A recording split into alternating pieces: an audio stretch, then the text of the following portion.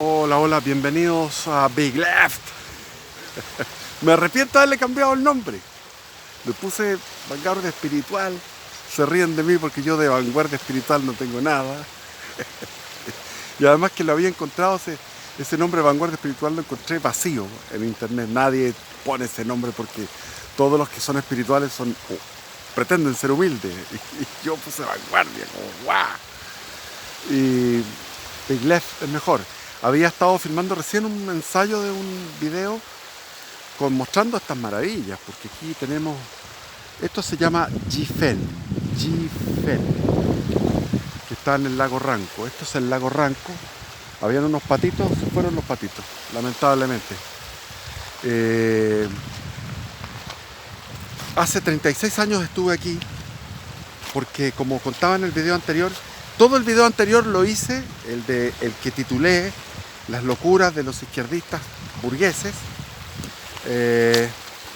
Lo titulé así porque me fui por la rama. Yo quería hablar esto y me fui para otro lado, por la rama o por el tronco, como quieran llamarlo. Y sobre esta experiencia, entonces, bueno, quedó pendiente. Estaban las minas de carbón. Y de las minas de carbón, bueno, llegué a Santiago. En Santiago volví donde Paul Hammer. Paul Hammer estaba muy enojado con Ricardo por el tema de su comportamiento. Entonces él lo había echado con unos bastonazos. Y este Ricardo llegó a estar conmigo y ahí les contaba que fue una experiencia muy loca. Y yo no soy así de andar, no soy toxicómano, entonces no es mi... Yo era más bien un amigo enfermero. Igual consumía droga y alcohol, pero no trataba de hacerlo lo menos posible porque como que lo andaba cuidando este gallo, porque era demasiado lanzado. Y ahí con Paul Hammer le dije, yo quiero irme para el sur, pero quiero irme a un lugar tranquilo porque vengo de estar en las minas de carbón, que era cosa horrible. Y el tipo me dijo, bueno, yo tengo un amigo que se llama Álvaro Flaño, que es un millonario, que es dueño de Almacenes París en esa época. No sé qué será de ahora, de su propiedad, O sea, él falleció y los hijos, me imagino, tuvieron una herencia muy grande y no tengo idea de eso. Los hijos eran buenas personas y que creo que están en esta zona algunos, otros en otro lado, no tengo idea. Me han contado algo por ahí. Bueno, pero llegué en una micro rural a Payaco. Y Payaco es una cosa tan distinta a la que es ahora. Futrono también es muy distinto, muy diferente. Porque en aquellos tiempos era la micro rural, polvorienta, porque los caminos no había carretera, no había tanta camioneta. Pasaba una que otra camioneta, pasaba una que otro camión y eran caminos de tierra, caminos de ripio, pero muy tierrosos. Y uno iba en estos buses rurales donde se subían las señoras gordas a vender su, qué sé yo, harina tostada, o subían algunas con unas gallinas, o iban a comprar a los almacenes de Futrono, y traían cosas para el campo. Entonces pasaba la micro rural por ahí y dejando una estela de polvo y era todo muy diferente a lo que hay ahora. Hacía 36 años que no venía para acá. Me esperaba algo distinto, pero no tan distinto. En realidad Futrono se convirtió en un lugar turístico de gente muy acaudalada. Y en realidad lo merece esto. Allá hay una isla, en la isla Huapi creo que se llama, donde cruzaba uno en río a ver los guillatunes. Hay una comunidad indígena. Bueno, me pasó esta semana precisamente que entré a una comunidad a mirar el paisaje, porque es un paisaje precioso, y salió una señora muy poco agraciada, salió a decirme, esto es una comunidad indígena, tiene que salir de aquí. Le dije, señora, yo estoy viendo el paisaje, no estoy haciendo nada malo. Están muy empoderados. ¿Y qué pasa? Que esta señora me traía recuerdos de otra mujer mapuche cuando yo fui a comprar a Huentelolén, donde Huentelolén es el Temucoicuy de de la costa, entre Cañete y Tirúa, ahí, en esa carretera, ahí está Huentelolén. Y me habían ofrecido 4 hectáreas a un precio ridículamente barato. Y yo, bueno, me tenté. Y después cuando vi salir a esta vecina, rodeada de 20 perros, y ellas las charchas le colgaban, porque es una persona que se nota que come puro pan, o come mucho de todo, como es muy normal en el sur, mucha obesidad y una soltura del cuerpo espantosa, igual que esta otra que me tocó ahora. Y salió y dijo, en aquellos tiempos, dijo, esto es un lugar indígena, no pueden meterse. Y el gallo que me estaba vendiendo era el indígena que era propietario de esas 4 hectáreas, que daban al río Paicaví. Justo en el río Paicaví, donde había sido el parlamento de Paicaví, el primer parlamento que se hizo entre españoles e indígenas, donde se acordó una serie de cosas para que pasara Luis de Valdivia, el jesuita, a evangelizar a los mapuches. Pero ¿qué pasó? Que pasaron los jesuitas, atravesaron el territorio mapuche y fueron martirizados, los crucificaron. ¿Por qué? Porque estaba el cacique Anganamón, y Anganamón estaba enojado porque 2 de sus mujeres, tenía varias mujeres, 2 de sus mujeres se fueron a refugiar donde los españoles por el maltrato. Los españoles la acogieron y eso enfureció a Anganamón y dijo, estos gallos son unos desgraciados porque me quitan mis pertenencias, que eran las mujeres. Y por eso crucificó a los jesuitas. Entonces, el tema que yo me vine por acá para ir a donde Álvaro Flaño en el lago Maihue. Llegué allá y me hice amigo de Álvaro Flaño porque el tipo era muy culto, muy tranquilo, muy relajado, y empezamos a conversar temas esotéricos, porque en esa época estaba de moda el esoterismo, que el esoterismo tiene de moda 150 años, pero en aquellos tiempos, los años 80, era una efervescencia de esoterismo, sobre todo porque se había roto con la tradición cristiana, con la fe cristiana, y uno buscaba, dentro de su ateísmo, del ateísmo buscaba una sublimación, una mística que pudiera llevarte más allá de la pura materia, del puro materialismo, de la grosería, que es estar así en esas circunstancias. Bueno, ahí se ve un poco, la cámara no alcanza a captar muy bien. Entonces, conversábamos de todo, de Gurdjieff, de Uspensky, de Krishnamurti, de los grandes gurúes del siglo XX, Paramahansa Yogananda, de Buda también, del budismo. Y él me hablaba cosas que yo no sabía y entonces me aprendía.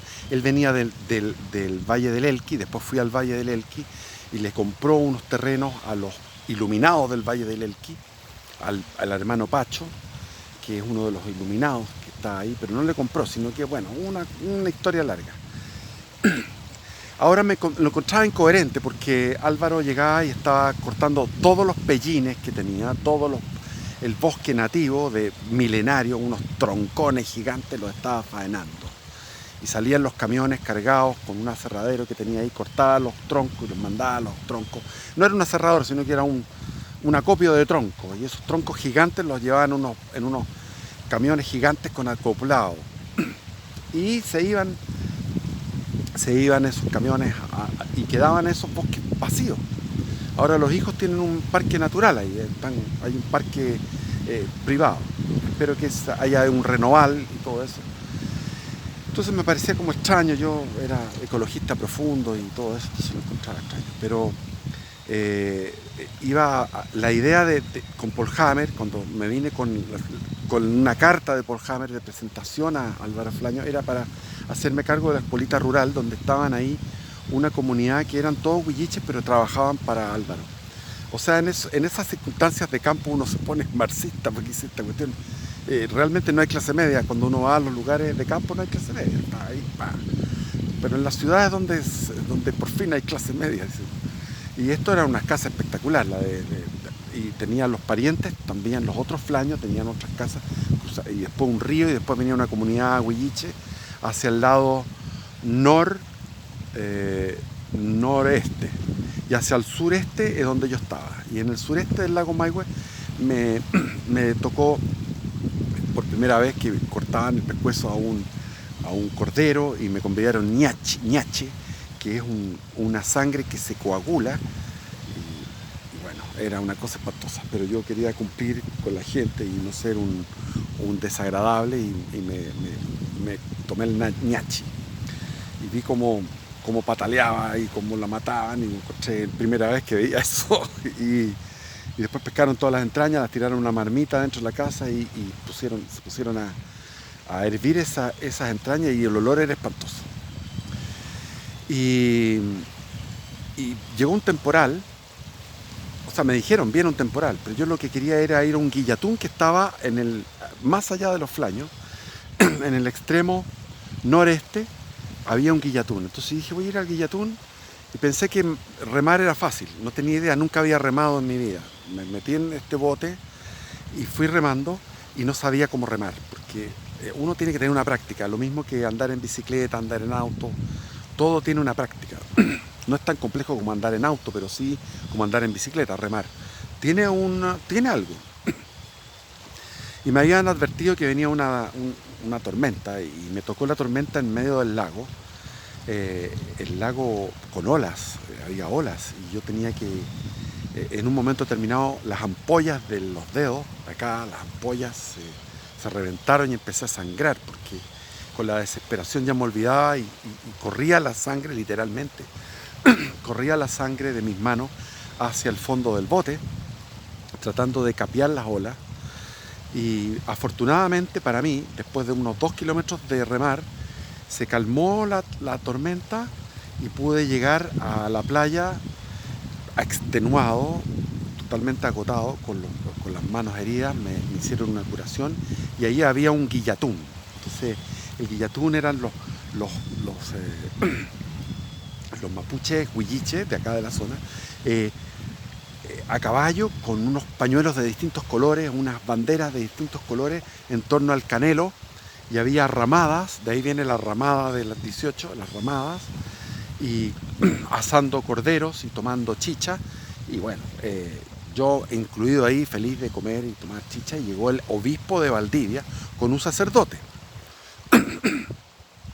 a bendecir esto. Yo lo encuentro un error de la Iglesia Católica que bendigan un culto pagano. Eso es una equivocación, es casi un pecado, digo yo. Entonces el obispo llegó allá y se puso su estola, bendijo, no hubo misa, sino que hubo un respeto irrestricto a la cultura pagana y después al rato después se fue el obispo con el cura. Quedé yo ahí con esta gente, con todos los huilliches, en la fiesta. Entonces me dediqué a tomar, a comer y a conversar. Y finalmente, con las manos heridas, no podía volver tan luego, me quedé a dormir. Y yo vi el espectáculo de unos 30 compañeros mapuches borrachos tirados, como a la antigua usanza, como era antes y como siempre ha sido en el pueblo mapuche el hábito de los hombres por la borrachera. Las mujeres no se emborrachan, son los hombres. Es una cosa muy machista, los hombres son los que tienen derecho a eso. Bueno, el hombre siempre le ha gustado más el pitearse la cabeza que la mujer, así. Teniendo la mujer libertad para hacerlo, no lo hace. Y después años después, hace el 2000 y tanto, vi una noticia de un desastre que hubo en el lago Maihue, con una tormenta también, de una lancha que murió gente, fue una tragedia nacional. Y dije, chuta, ¿dónde me fui a meter sin saber bogar? Entonces, en aquellos tiempos,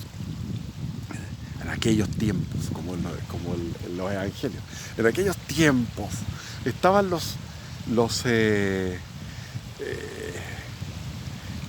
mapuchistas, y yo era un mapuchista. Me encontré con un amigo, o sea, me hice amigo de un gallo que se llamaba Renato Peruggi, y no se engañen por el apellido, porque él era Peruggi, porque había reconocido su padre el apellido, era una especie de Sichel, que reconoció el papá después, y la mamá era de indígena de la zona araucana, digamos, de la zona de Carahue. Entonces yo iba a Carahue y Carahue estaba rodeado de bosque nativo precioso, y de repente cuando volví a ir a Carahue me encontré con un Carahue rodeado de pino radiata. Entonces uno le agarraba bronca a las forestales. Realmente no hubo medida. Fue un hubris, como dicen los griegos. El hubris, el pecado de exceso. El gobierno militar no diseñó bien esa política. Debería haber sido el 50% del territorio de cada municipio, haber conservado áreas naturales que eran una joya. Pues aquí se conservan. Estamos cerca de la cordillera, veo esos cerros llenos de bosque nativo, pero uno no tiene acceso. En cambio, en esos lugares como Carahue era la nueva imperial, que fundó Valdivia y que quería Valdivia que fuera la capital, la nueva imperial. Y uno ve en Carahue como hay dos quebradas para proteger. Está el río, está la montaña y dos quebradas a los lados. Tenía el sentido de la defensa. Carahue, nueva imperial, resistió un sitio de los araucanos larguísimo, y tuvieron que romper el sitio, y lo que más les preocupaba a los españoles era llevar los cálices, el portador de hostias, o sea, el custodio, y llevarse los manteles del culto y los retratos de los santos y de nuestro Señor. O sea, todo lo que era lo entrañable para ellos de su fe, lo llevaban y dejaban cosas más importantes para la supervivencia. Eso está narrado por un masón, y que es anticlerical, que es Barros Arana. Entonces narra eso, cómo huyeron de ahí. Entonces con Renato Peruggi nos hicimos amigos. El tipo era un tipo quemado, se le notaba que no tenía padre, porque los que realmente están con esa deficiencia de padre, tenía una debilidad, pero él siempre estaba hablando de los mapuches, de la historia mapuche, y me encontraba con él conversando de todos los hechos, porque es una cantidad de hechos bélicos, interesantísimos, agradables, como historia masculina. Y está el famoso relato de Pineda y Bascuñán, que dice que se juntaban los araucanos en una fogata, y en esa fogata pasaban toda la noche contando historias bélicas, aventuras de guerra. Entonces ellos disfrutaban eso. Y si uno va a la Ilíada, va a darse cuenta que era el mismo estilo que los griegos antiguos, que los griegos del 1200 antes de Cristo, que eran antes de que llegaran las invasiones dorias, los aqueos, las invasiones arias dorias. Los aqueos tenían el mismo estilo que los araucanos. Entonces esos araucanos eran realmente, lo que se cuenta de ellos es cierto. Lo que pasa es que lo que hay ahora, como uno era mapuchista, iba donde los araucanos actuales y se encontraba con unos tipos que decía: estos no merecen ser descendientes de aquellos. Y no es porque yo mistifique o idealice a aquellos, es que está narrado, es una cosa, está documentado cómo resistían, cómo tenían una estrategia militar tremenda. Entonces estos que están ahora son una decadencia, no son lo mismo que eran antes. Anda a preguntarle a ellos si se meten al agua fría. En cambio, por ejemplo, en el Cautiverio Feliz, un libro que deben leer, El Cautiverio Feliz de Pineda Bascuñán, los tipos se metían al agua, al agua fría, no una vez, sino que todos los días. Tenían un sistema de higiene y de fortaleza con el agua fría. Eso tú lo ves que se perdió por completo. Entonces el rigor que tenían en aquellos tiempos se perdió. Y después conocí a los hermanos Vázquez. Los hermanos Vázquez eran nietos, bisnietos de un comandante, de un capitán español que se enamoró de una india en la pacificación en los últimos años, en el tiempo de la guerra del Pacífico. En la guerra del Pacífico, los araucanos pusieron la bandera chilena patas para arriba, como les gustaba, y atacaron a una línea defensiva que estaba con muy pocos hombres, porque casi todo el ejército se había ido al norte a pelear con Perú y Bolivia. Entonces no había muchos recursos. A pesar de eso, aguantó la línea del ejército chileno contra fuerzas superiores, Y uno de ellos, que era este capitán, se enamoró de... Es una historia así, Pocahontas. Entonces estos gallos tenían esa historia y los hermanos Vázquez eran tan rayados con el tema de los mapuches que, que hicieron una canoa ahuecada, de un tronco ahuecado. Se dieron la lata. Ellos trabajaban de oficinistas en Concepción. Entonces tenían recursos, era clase media acomodada, pero hicieron una canoa de tronco, se buscaban palos de luma, de ahí viene el lumaco, que es como una luma de fierro, o sea, lumaco, luma de piedra. Lumaco era el centro de la resistencia araucana durante 120 años. Todos los años se refugiaban en Lumaco y resistían los embates de la caballería española, porque Lumaco era un lugar era un lugar pantanoso, que ya no es pantanoso, se drenó todo eso. Entonces, conversando con Renato Peruggi, cualquier cantidad, uno se ponía... Bueno, yo ya era mapuchista desde niño, entonces me gustaba la cosa de los araucanos y todo eso, por leer tanta historia de esa época, de ese periodo histórico, que me encantaba, lo encontraba muy épico, muy heroico, muy bello. Por lado y lado, los españoles sobre todo, tremendamente heroicos, muy osados, muy temerarios los españoles. Y con los hermanos Vázquez, entonces fui a hacer entrenamiento con ellos, y les puedo asegurar que yo estuve en karate, estuve en atletismo en España con la selección nacional. ¿Por qué? Bueno, por una cosa larga de contar, llegué a estar entrenando con los mejores atletas de España, que era un nivel increíble. Obviamente yo era el peor de todos, pero estuve varios meses, ¿cuánto? Un año estuve, casi un año, no alcancé el año, pero estuve casi un año, entrenando con atletas de alto rendimiento españoles. Llegué a tener ese privilegio, era el único, hay como otros, no sé si recuerdo, había dos más, pero no éramos más que los que estábamos colados ahí, por una suerte largo de contar. Entonces, tuve esa experiencia, y tuve la experiencia de karateca, que después bueno, también es otra larga experiencia. Pero el tema es que con todo eso que yo había tenido como experiencias fuertes de entrenamiento físico, jamás había experimentado un entrenamiento físico tan intenso como con los hermanos Vázquez. Eran unos tipos tremendos. Y salía el vapor del cuerpo así, una humareda de vapor de cuerpo. Saltaban encima estábamos con nuestros abdominales y tú veías que todos los tipos saltaban arriba de tu abdominal. Y el mayor, el Vázquez, el mayor, que era un tremendo gallo, entrenábamos en una especie de recinto donde esos típicos gimnasios techados de escuelas, de colegios, donde hay una cancha de baby fútbol y de básquetbol. Y había unos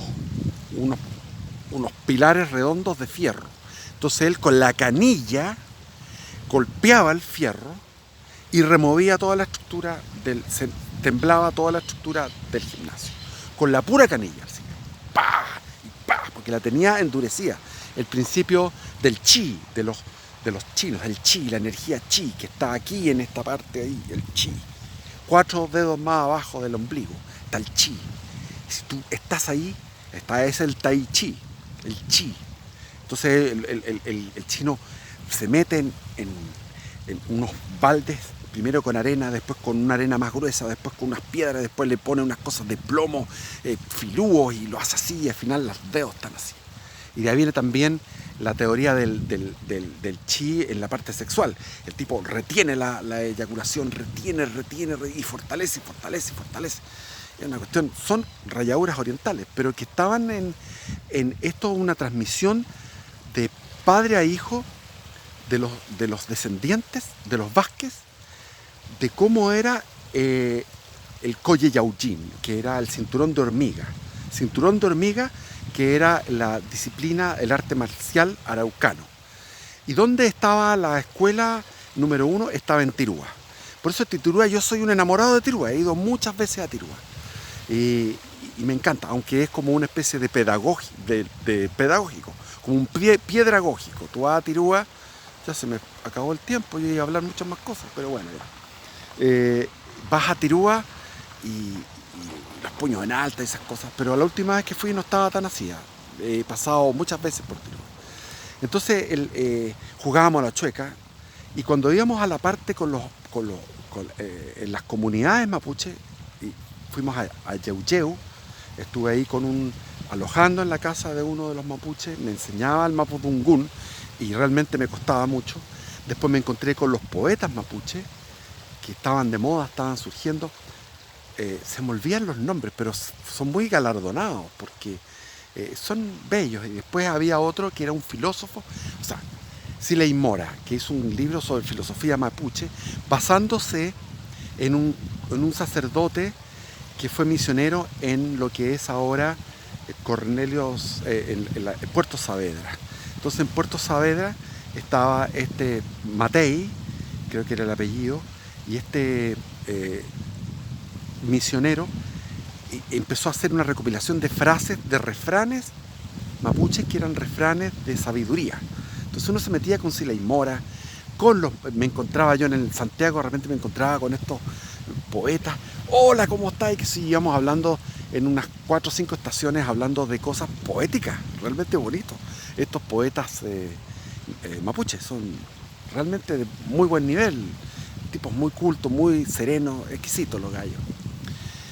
Entonces este mapuchismo de los años 80 es un mapuchismo relacionado con el esoterismo. Está relacionado con una cosa de volver a los orígenes del hombre primitivo. Entonces, pero el hombre primitivo como la parte más positiva del hombre primitivo. Y después vino el Danza con Lobos, que apareció ya como en los 90, la película Danza con Lobos, que fue la revolución copernicana de lo que era la relación de los blancos con los indígenas. Porque yo de niño, cuando estábamos con la único canal que había en Chile, que era el 13, el canal de la Universidad Católica, el 13, donde estaba Sábados Gigantes con Don Francisco Eterno hasta el día de hoy. Y en los sábados había teleserie, había de todo, había muchos programas entretenidos para niños. Siempre cuando estaba el séptimo de caballería, ganaba y los indios eran los malos y mataban un montón de indios y los indios eran todos malos, súper malos, y los otros eran buenos. Entonces después se dio vuelta esta revolución copernicana, se dio vuelta que los blancos eran los malos en la película esa Danza con Lobos, y los blancos eran los malos y los indios los buenos. Realmente ni los blancos ni los indios somos buenos, sino que somos distintos. Entonces están todos los relatos de los cronistas, que yo lo he dicho pueden irse a este mismo canal, a los relatos de los cronistas. Voy a tener que ver el título para ponerlo ahí en la descripción, o en los comentarios. Tengo varios donde, claro, cuentan cosas horrorosas, como que los gallos eran unos caníbales y se comían el corazón de los prisioneros y cosas así. Corazones latiendo, la idea era rajar rápido, sacar el corazón. Bueno, entonces, el ser humano es una cosa inmensa. Entonces, yo recuerdo aquellos tiempos, el acercamiento con las comunidades era un acercamiento difícil. Ahora, ¿qué pasó después? Después yo tuve estaba yo yéndome en Cañete. ¿Cuánto me queda? ¿Alcanzo a contar? Pucha, ya alcanzo a contar. Estaba yéndome en Cañete. Me estaba yendo en Cañete al terminal de buses y me acompañó una mujer porque yo, bueno, quería comer cosas mías, naturales en un lugar y fui a la feria y me preparé unas cuestiones. Entonces a ella le cayó muy bien eso y empezamos a conversar, y cuando me estaba subiendo al bus, me abrazó y no me soltaba, me abrazó así. Entonces ya, bueno, nos dimos los números de teléfono y yo después la llamaba y quedé como prendado. Entonces volví, me acuerdo, lloviendo, nos abrazamos de nuevo y se inició un pololeo que no tuvo ningún contacto carnal, no tuvimos carnalidad, porque ella estaba traumada. Me dijo, mira, yo no puedo hacer el amor porque mi última pareja era del Mapu Lautaro, era un guan que mató a un carabinero.